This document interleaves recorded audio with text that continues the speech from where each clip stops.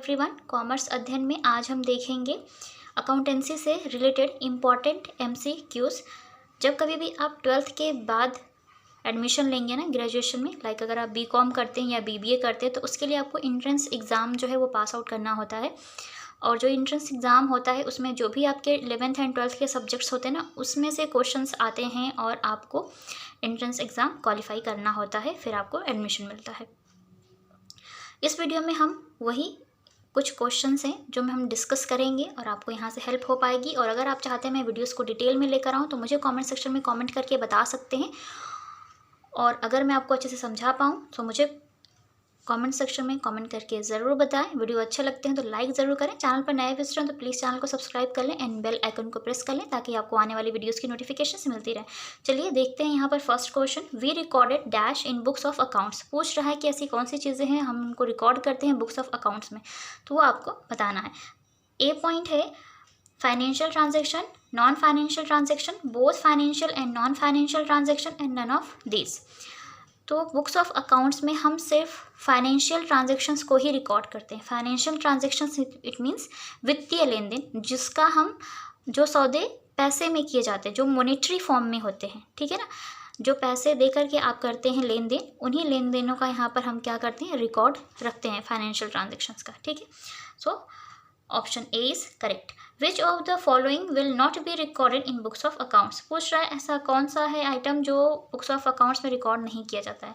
Purchase of goods को record किया जाता है, सेल ऑफ एसेट्स को भी रिकॉर्ड किया जाता है, सिलेक्शन ऑफ स्टाफ जो होता है इसका जो रिकॉर्ड रखा जाता है वो बुक्स ऑफ अकाउंट में नहीं रखा जाता है, बुक्स ऑफ अकाउंट्स में नहीं रखा जाता है। जो भी रिक्रूटमेंट का उनका जो भी होता होगा वहाँ पर वो डिटेल होती होगी, लेकिन बुक्स ऑफ अकाउंट्स में ये डिटेल फिल नहीं होती। तो यहाँ पर करेक्ट ऑप्शन क्या होगा आपका, सी, सिलेक्शन ऑफ स्टाफ।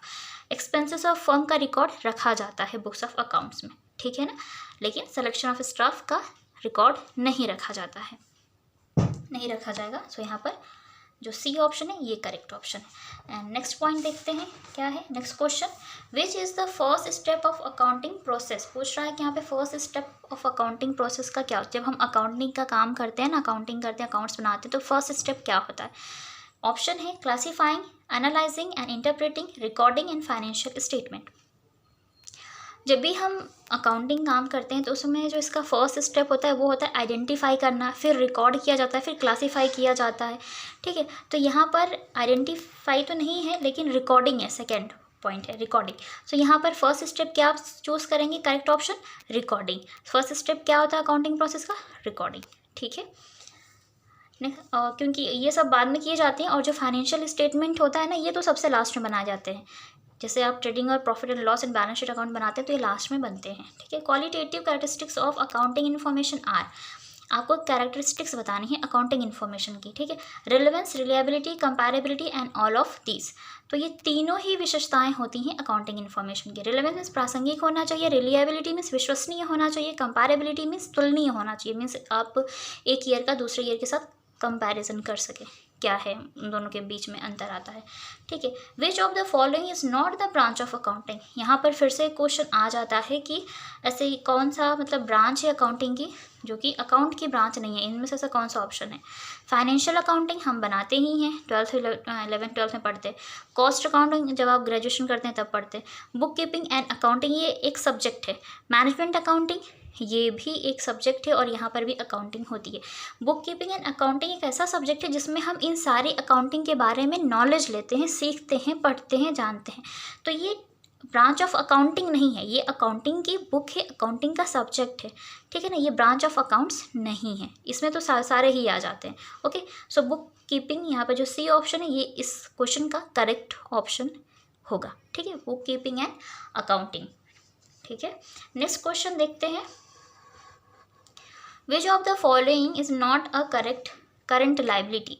पूछ रहा है इसमें से कौन सी ऐसी लाइबिलिटी है जो कि करंट नहीं है, ठीक है। Creditors, bank overdraft, term loan, short term loan. Creditors current liability में बता दूं ऐसी लाइबिलिटीज़ जिनका पेमेंट आप विद इन 12 मंथ्स कर देते हैं, पेमेंट हो जाता है, ऐसे क्रेडिटर्स का पेमेंट कर दिया जाता है, ठीक है। लाइबिलिटीज़ का पेमेंट हो जाता है 12 महीने के अंदर, ठीक है। और जो 12 महीने से ज़्यादा टाइम का होता है वो क्या होते हैं, लाइबिलिटी हो जाती है आपकी लॉन्ग टर्म लाइबिलिटी हो जाती है, मतलब वो करंट लाइबिलिटी नहीं होती है। तो क्रेडिटर से हमारी करंट लायबिलिटी, बैंक ओवरड्राफ्ट है करंट लायबिलिटी, शॉर्ट टर्म भी है करंट लायबिलिटी होते हैं। टर्म लोन जो है यहाँ पर ऑप्शन सी है, ये करेक्ट आंसर होगा। टर्म लोन क्या है, करंट लायबिलिटी नहीं है। ठीक है, नेक्स्ट क्वेश्चन देखते हैं, question number 7। Which of the following is not a current assets. अब पूछ रहे हैं इसमें से कौन सी करंट एसेट नहीं है। Debtors, cash, computer, marketable security.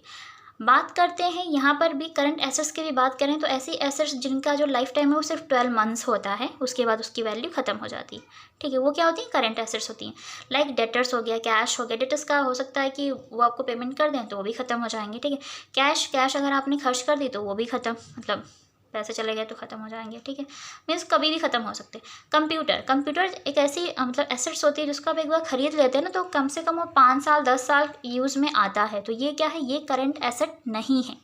ठीक है, तो ऑप्शन यहाँ पर जो सी है ये करेक्ट ऑप्शन है इस क्वेश्चन के लिए। करंट एसेट्स नहीं है कौन, कंप्यूटर। ये फिक्स्ड एसेट्स आप मान सकते हैं, सो काफ़ी टाइम तक यूज़ करते हैं, एक बार परचेज कर लेते हैं तो। नेक्स्ट बात करते हैं, परचेज यूजुअली रिफर्स टू। यहाँ पे परचेज की मीनिंग पूछा कि मीनिंग मतलब परचेज क्या होता है। Purchase of plant and machinery, purchase of investment, purchase of goods for resale.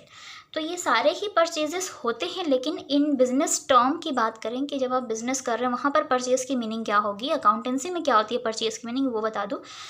Option number D यहाँ पर होगा, जो ऑप्शन ये है ऑप्शन डी, ये करेक्ट ऑप्शन है। Purchase of goods for resale, जब हम सामान क्या करते हैं, एक वो बंदा वो सामान बेचता है, हम उसी से जाकर सामान खरीदते हैं। क्यों खरीदते हैं, फिर से उस सामान को बेच करके लाभ कमाने के लिए। ठीक है, रीसेल के पर्पज़ से हम क्या करते हैं, सामान को खरीद कर बेचते हैं, तो वो क्या हो जाता है, गुड्स फॉर रीसेल। तो purchase of goods for resale meaning होता है परचेज का। So option D is correct option of this question. Which one is not a tangible asset, पूछ रहा है कि कौन सी इसमें से टैंजेबल एसेट नहीं है। टैंजेबल एसेट्स इट मीन्स कि टैंजेबल एसेट्स वो एसेट्स होती हैं जिनको आप टच कर सकते हैं, जो फिजिकली एग्जिस्ट करती हैं।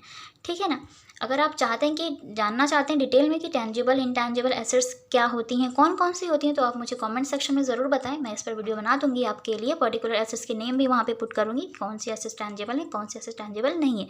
सिंपल लैंग्वेज में यहाँ बता दूँ, टैंजेबल एसेट्स वो होती हैं जो फिजिकली एग्जिस्ट करती हैं, जिसको आप टच कर सकते हैं। ठीक है, लाइक कंप्यूटर आप उसको टच कर सकते हैं, स्टॉक को भी छू सकते हैं। स्टॉक मीन्स किसी भी गुड्स का स्टॉक हो सकता है, जैसे गारमेंट का बिजनेस कर रहे हैं तो कपड़े वो स्टॉक हो सकते हैं आपके। ठीक है, बहुत सारी चीज़ें हो सकती हैं यहाँ पर।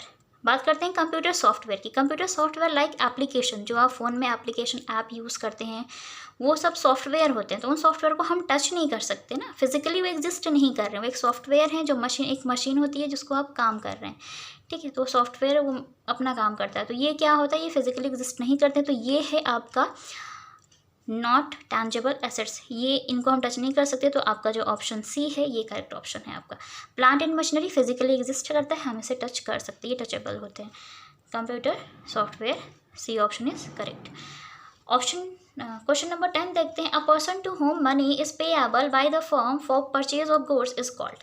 यहाँ पर हम बात करें एक ऐसा व्यक्ति है जिसको पैसे देय हैं फर्म के द्वारा सामान को खरीदने के लिए। ठीक है ना, सामान के क्रय के लिए पैसे दिए हैं फर्म द्वारा, तो ऐसे पर्सन को हम क्या बोलते हैं वो आपको यहाँ पर बताना है कि उसको हम क्या बोलते हैं।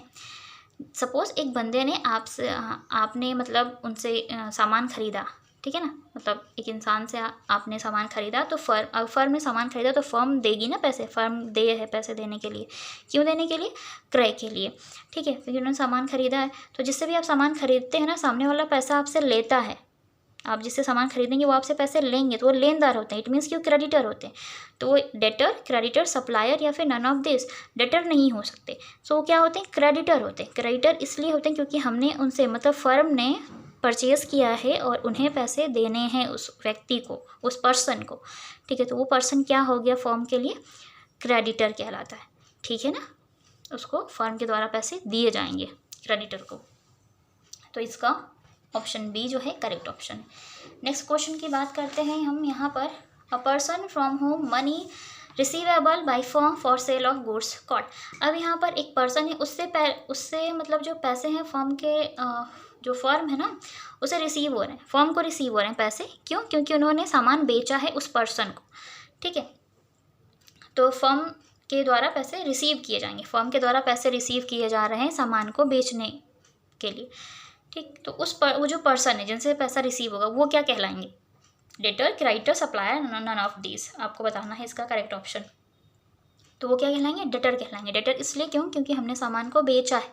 सामने वाले पर्सन को जब हम सामान बेचेंगे तो सामने वाला जो पर्सन है वो हमें पैसे देंगे, तो वो हमारे लिए देनदार होते हैं, मीन्स डेटर होते हैं। तो आंसर क्या हो जाएगा यहाँ पर आपका? Debtor. Option A correct option. 12th question की बात करें, drawing refers to withdrawal of cash by the business entity for payment of salary to staff, payment for purchase of goods, payment to meet domestic expenses, payment of purchase of assets. अब आपको यहाँ पे correct option करना है, क्योंकि यहाँ पे पूछा जा रहा है कि जो ड्राइंग होती है उसकी मीनिंग क्या होती है, व्हाट इज़ ड्राइंग, कोई पूछता है। तो यहाँ पर सिंपल सा है, payment to meet domestic expenses. वो एक्सपेंसेस जो बिजनेस से रिलेट करते हैं वो आपके बिजनेस के एक्सपेंसेस होते हैं, लेकिन अगर आप बिजनेस का पैसा अपने पर्सनल एक्सपेंसेस को पे करने के लिए यूज़ कर रहे हैं, तो डोमेस्टिक एक्सपेंसेस को पे करने के लिए यूज़ करते हैं, तो वो क्या होता है? वो ड्राइंग कहलाता है। तो यहाँ पर इस क्वेश्चन का जो करेक्ट ऑप्शन है वो है option C, payment to meet domestic expenses. Question number 13 की बात करें, which of the following is not a intangible assets. अब यहाँ पर पूछा है कि आप इंटैंजिबल एसेट्स बताइए। इंटैंजिबल एसेट्स वो एसेट्स होती हैं जिन्हें हम छू नहीं सकते, जो फिजिकली एग्जिस्ट नहीं करती हैं, ठीक है। गुडविल इट मीन्स की ख्याति मीन्स रेपुटेशन आपकी। तो रेपुटेशन क्या होता है? उसको इसको छू नहीं सकता, उसे फील कर सकता है कि अगर एक इंसान अच्छा है तो उसके बारे में हम अच्छा फील कर सकते हैं, हाँ ये बंदा अच्छा है, ऑनेस्ट है, ठीक है। कंप्यूटर सॉफ्टवेयर की बात करते हैं, एक एप्लीकेशन होती है जिसको आप रन कर सकते हैं, चला सकते हैं अपने मोबाइल में, अपने लैपटॉप कंप्यूटर में, ठीक है। तो ये क्या होते हैं? सॉफ्टवेयर होते हैं जो काम करते हैं, इसको टच नहीं कर सकते। पेटेंट को भी आप टच नहीं कर सकते। कंप्यूटर की बात करें तो कंप्यूटर फिजिकली एग्जिस्ट करता है, आप इसको टच कर सकते हैं। तो ये क्या है? ये एक इंटैंजिबल एसेट्स, ठीक है। पूछा है कि इसमें से इंटैंजिबल एसेट्स कौन सी नहीं है, तो ये computer. Option D is correct option for this question. Okay, चलिए नेक्स्ट क्वेश्चन की हम बात करते हैं। यहाँ पर वीडियो थोड़ी लंबी हो रही है बट कोई नहीं, इंपॉर्टेंट क्वेश्चन से इसी तरह के क्वेश्चंस बनते हैं आपको, और बहुत सारे लोगों को इसके आंसर्स पता भी होंगे जिन्होंने अच्छे से पढ़ाई की है, बट जिनको नहीं आता या जो भूल चुके हैं उनकी हेल्प हो जाएगी यहाँ से, ठीक है। तो अगर आपको लगता है कि आपकी फ्रेंड्स की भी हेल्प हो सकती है तो उनके साथ शेयर जरूर करें। क्वेश्चन नंबर 14 देखते हैं, which of the following is a capital expenditure. पूछा है कि कौन सा इसमें से capital expenditure. Capital expenditure it means कि पूंजीगत व्यय होता है। Repair of building, white wash of building, carriage paid and wage paid for installation of plant, none of these. बात करते हैं यहाँ पर जो ऑप्शन आपका सी है ना, carriage paid and wage paid, ये है आपका कैपिटल एक्सपेंडिचर। क्यों? क्योंकि आप एक प्लांट जब खरीदते हैं तो उसको प्लांट को, उस मशीनरी को इंस्टॉल भी करते हैं, मीन्स उसको लगाते हैं जहाँ पर भी अपनी फैक्ट्री में या जहाँ पर आपका बिजनेस है, ठीक है। वहाँ पर जब आप उसको लाकर लगाते हैं तो उस पर जो खर्चे करते हैं, कैरेज पे करते हैं, वेज पे करते हैं, तो ये सब क्या होता है? उस प्लांट से रिलेटेड होता है। कैपिटल एक्सपेंडिचर क्यों बोलते हैं? क्योंकि उस प्लांट को खरीदने के लिए आपने कैपिटल अमाउंट यूज़ किया होता है। कैपिटल अमाउंट इट मीन्स कि बड़ा अमाउंट आप यूज़ करते हैं उसको खरीदने के लिए, और उस एसेट्स पे जो खर्चे करते हैं उसको हम बोलते हैं कैपिटल एक्सपेंडिचर। अगर आप जानना चाहते हैं कि क्या होता है कैपिटल एक्सपेंडिचर डिटेल में, तो आप कमेंट सेक्शन में ज़रूर बताएं, मैं उस पर भी आपको अच्छे से एक्सप्लेन कर दूँगी कौन कौन से कैपिटल एक्सपेंडिचर्स होते हैं, ठीक है, और कौन कौन से इनकम एक्सपेंडिचर होते हैं, ठीक है। चलिए नेक्स्ट क्वेश्चन देखते हैं। तो option C is correct option. Next question की बात करें, which of the following is not a current liability. पूछा इसमें से कौन सी करेंट लाइबिलिटी नहीं है। करेंट लाइबिलिटी इट मीन्स ऐसी लाइबिलिटी जिनका जो लाइफ टाइम होता है वो 12 मंथ्स होता है। सैलरी आउटस्टैंडिंग, इसको 1 साल के अंदर पे कर दिया जाता है, ठीक है। किसी की सैलरी अगर बाकी है तो उसको दे दिया जाता है। बिल्स पेएबल, अगर बिल का पेमेंट करना है तो वो भी 1 साल के अंदर कर दिया जाता है, तो ये भी करंट लाइबिलिटी है। क्रेडिटर्स का भी पेमेंट 1 साल के अंदर कर दिया जाता है, ये भी लाइबिलिटी है। बैंक लोन जो होता है ये सालों साल चलता रहता है, तो ये क्या है? ये करंट लाइबिलिटी नहीं है। तो आज की वीडियो में बस हम डिस्कस करेंगे 15 क्वेश्चन। नेक्स्ट वीडियो में और क्वेश्चंस को डिस्कस करेंगे, और इंपॉर्टेंट क्वेश्चंस होंगे जो आपके एंट्रेंस एग्जाम में आते हैं। जब भी आप किसी भी यूनिवर्सिटी का एंट्रेंस एग्जाम देंगे ना, तो आपको क्वेश्चंस को फेस करना ही होगा। So thank you so much for watching this video. मिलते हैं नेक्स्ट वीडियो में, तब तक के लिए take care and bye bye.